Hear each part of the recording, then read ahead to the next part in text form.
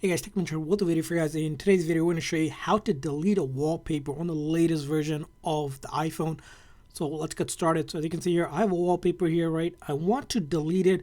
Now there's two things you can do. In order to delete it, first thing is you want to press and hold the screen just like that, and it'll activate the edit menu for your wallpaper. Now what you can do is you can slide over and add a new one, but if you want to delete it completely, let's say I want to completely delete this one, all I do is simply swipe up, and as you can see here, there will be a trash can available for us to just click, and this will allow us to delete this wallpaper from our lock screen. So if I click on it, delete it, notice that it went back to the previous one. And if you want to delete other ones, all you do is just swipe around and then go ahead and click on that trash can and then delete this wallpaper. And of course you can add a new one as well as an alternative, but that's how you delete it.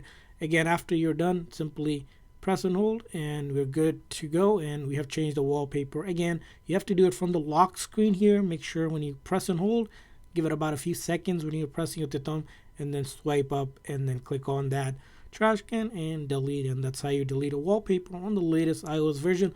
I hope this video was helpful. If so, please make sure to like and subscribe button. Thanks for watching, guys. See you guys next time.